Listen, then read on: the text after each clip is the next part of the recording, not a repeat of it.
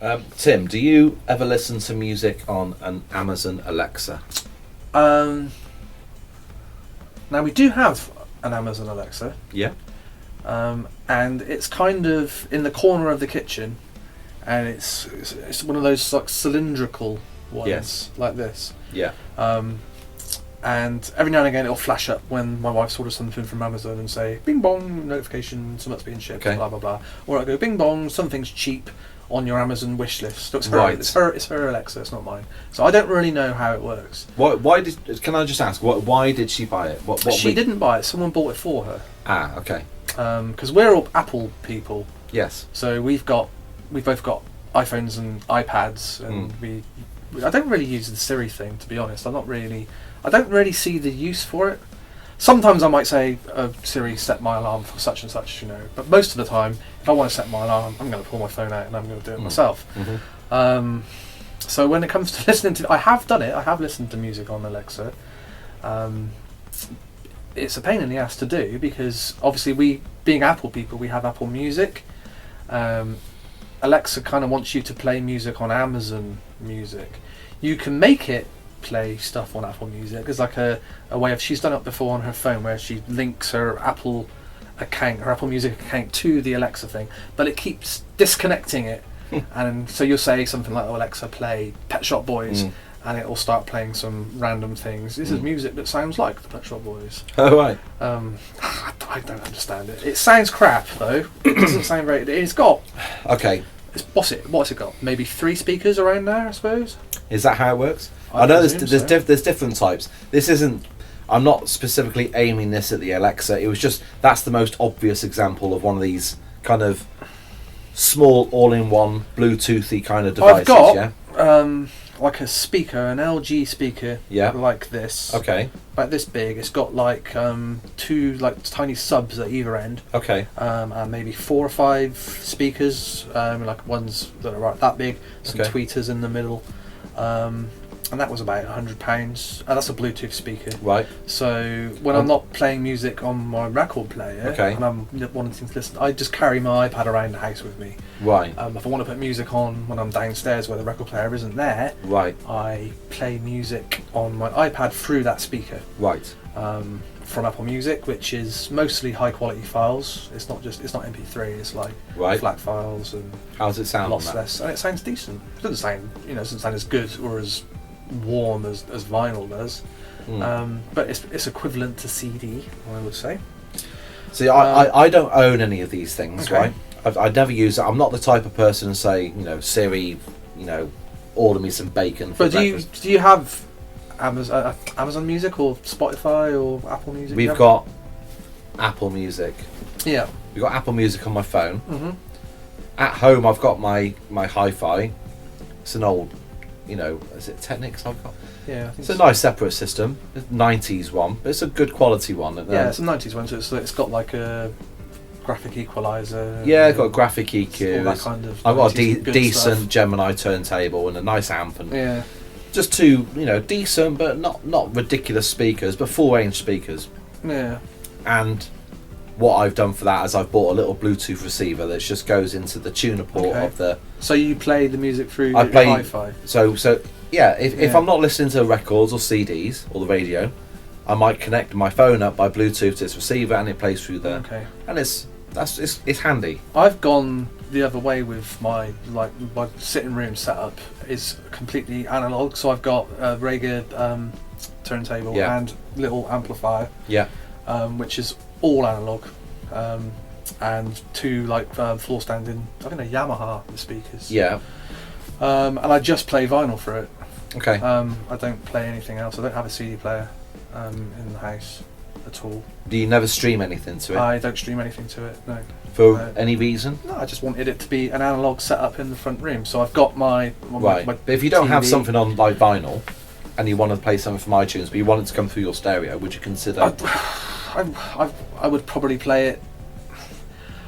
I only ever play records in that room, so Okay, it's weird. okay. It's like my record room. So in my sitting room. It's got my record player and it's got my telly and my Blu-ray player and so I've got like a Dolby Atmos set up for the TV. Yeah. So that's all digital. Yeah. I could stream to that. Yes. There's lots of music on Apple Music, which is in Dolby Atmos now, so that sounds pretty good. Some of that, you know, it all comes from all around and above you, and obviously there's stuff that's mixed for that. I mean, our hi-fi's in our kitchen. We got quite a good sized kitchen. Yeah.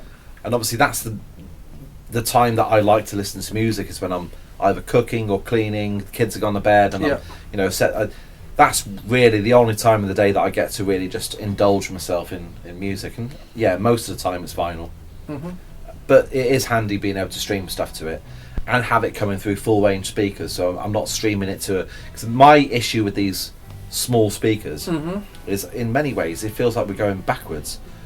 I know a lot of the Amazon Alexa things are mono. It's like one single speaker. So they'll do like a job of kind of creating the illusion of space, won't they? With the way they're, you know, they're really loud with such small speakers, but it's all fake, isn't it? You're better off playing music through than some of the cheap Alexas. You're better off playing it through your mobile phone if you've got a decent iPhone, because that would at least be in stereo, because they've got stereo speakers in them. Well, true. I mean, I don't like anyone listening to music through anything like that. No. I find it really odd. For me, the whole Amazon Alexa thing, it's the kind of convenience, isn't it, that people like. But I don't like the fact that people think that's a good representation of the music, because it really isn't. It isn't what the artist intended. It's not. You know, there's no way you can replicate the full range sonics. I think the quality isn't there. I don't think Amazon, especially people that are playing, so if you're picking on Alexa in particular, with Amazon, I don't think there's the quality with the reproduction of music, which something like Apple Music has. I don't even think Spotify do it to the extent that Apple do. And I think if you're interested in like premium streaming, I think Apple Music is the way forward.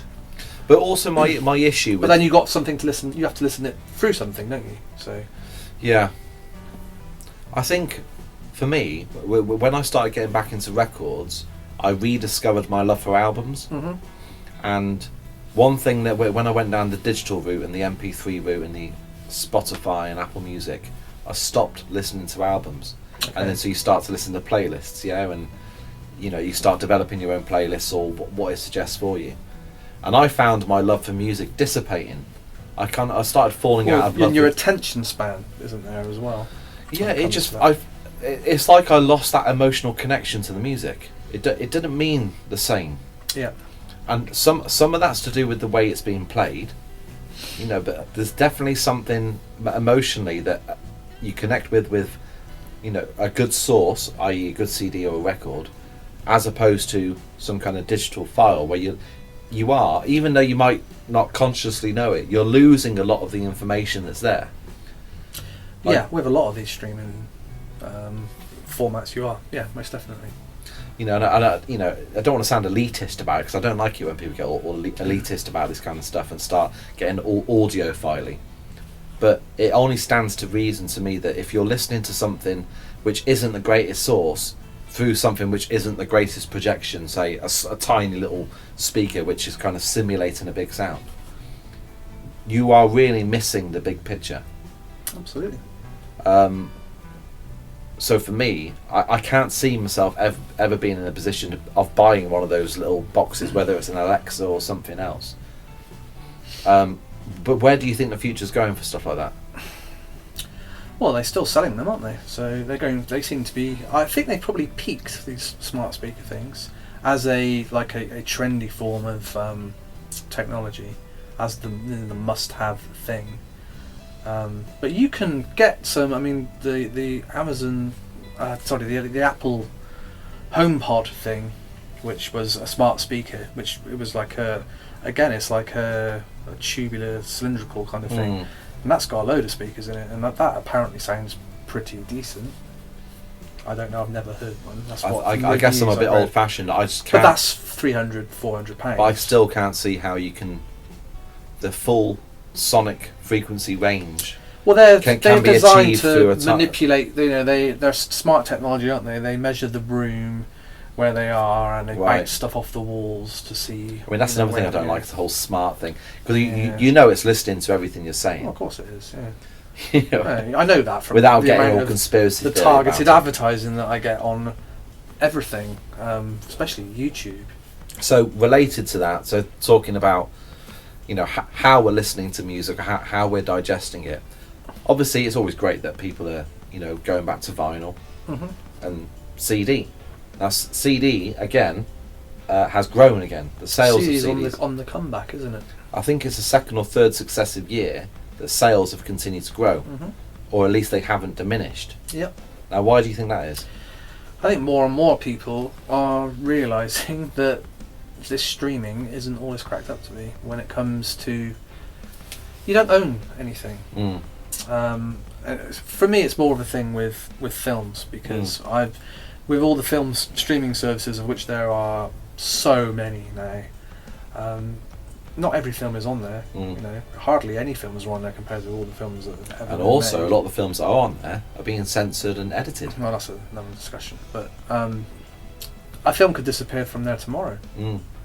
So I like to own all the films that I like. Hence the reason I've got hundreds and hundreds of those bloody things. So do you think it's similar I to think CD? it's similar with CD. People are starting to realise, hang on a minute, I've got to pay for this subscription to this streaming service forevermore if I want to listen to this album that I Well, like. then it's clearly the... Or I could buy the CD, which the CD have come down in price so much as well, which is a good thing. Yes.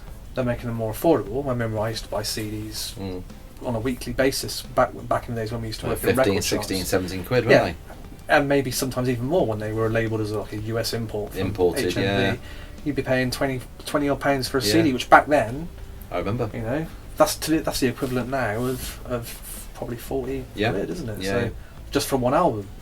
They come down there, you can buy box sets of CDs, can't you, for cheap, for £10 for 3 albums.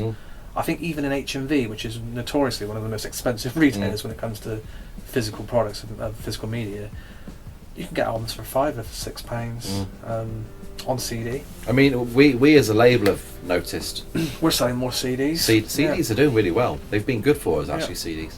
Yeah.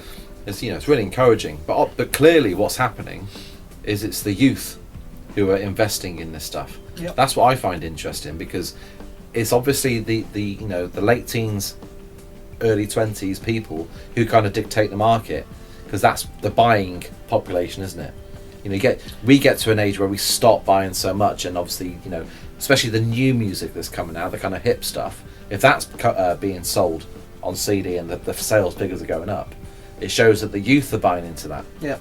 Now, you think that's the same reason, or do you think there's more to it? Do you think young people are starting to realise the joy in owning something? I don't know if it's necessarily. I hope that's the case, but I think there's so many people that are in the same position that I am and that you are, that when we were younger we had records and we had tapes, and then in the mid 80s or the late 80s for some of us, we got CD players, so we all started buying CDs. Some of us chucked our records away, some of us didn't, some of us kept them, but on the whole we were buying CDs, and we kept buying CDs, and we bought CDs all the way through the 90s and into the 2000s, and then MP3s and stuff came along, and the iPod for and me. we stopped, didn't we? We stopped buying CDs. We literally didn't stopped. we? Yeah. So I got my iPod, which was I can put 30,000 songs on this. Same thing. So let's put all my music onto iTunes, and then put it all onto my iPod and sell all my CDs, Yeah, that's or what the I majority of my CDs, which we both did. I really We regret both did, it. and then Really I had my regret it. iPod, and then that broke. Yeah, my car got Yeah. broken into, and my Creative Zen MP3 player was stolen, and then my computer crashed. I lost the I lot. lost a lot. Well, I've still luckily got the majority of my MP3 files that I ripped all my CDs from. They live on my computer, and I've got them backed up on a hard drive. And with Apple, you can upload them to Apple Music, so I've got them all in my Apple Music library, right? Which I have to pay. I would pay like £25 a month for a family one every month for the rest of my life to keep that. I have to do that. Yeah. Right, but so that music, the way that we've consumed it has changed and changed and changed, and it's now got to the point where that's all died out, hasn't it? And that's streaming.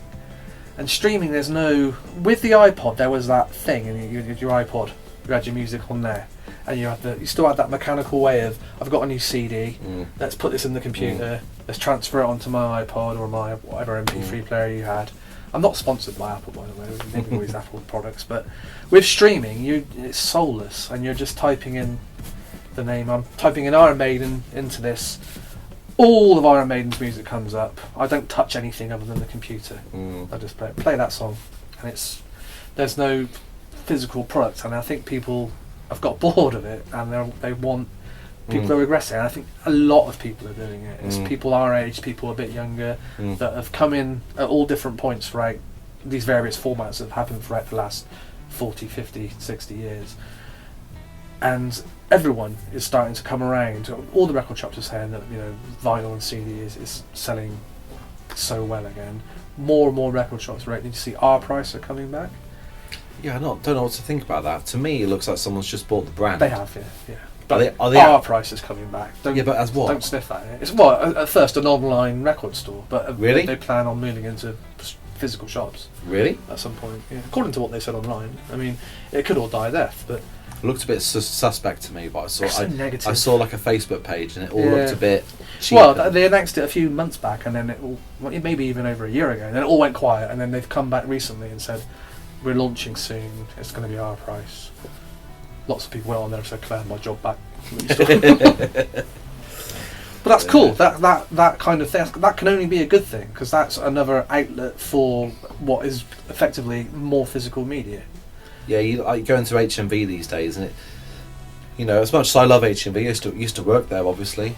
It's more of a pop culture shop now, isn't it? It's more action HMV, figures, and there are still some. The ones that haven't been refitted, they're still proper HMVs, because me and my wife often go to Poole. That's where her mother lives, and theirs hasn't been refitted into what they call the HMV shop or something, isn't it now?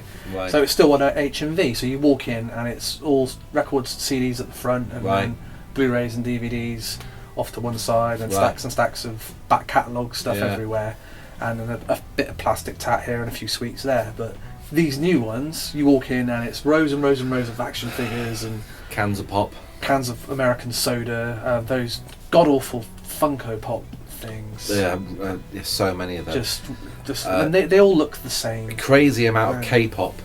That's very popular now. Big stands of that, yeah. Very but it's popular. not the actual physical music side. It's all the merchandise that goes with it. It's like there's loads of CD box sets. Yeah, but like when you walk into HMV, I'm talking about. Yes. There's a big thing of like, you know, rulers and pencil cases. And stuff. Marvel, Disney, all this kind of Star Wars. All the big Disney crap. All that's just from floor to ceiling everywhere, and depressing. T-shirts. Yeah, and then at the back of the store, a few shelves of CDs, and quite a bit of vinyl still. So vinyl's obviously making a big comeback. But they sell it at such a markup in HMV that it's amazing they sell any similar prices.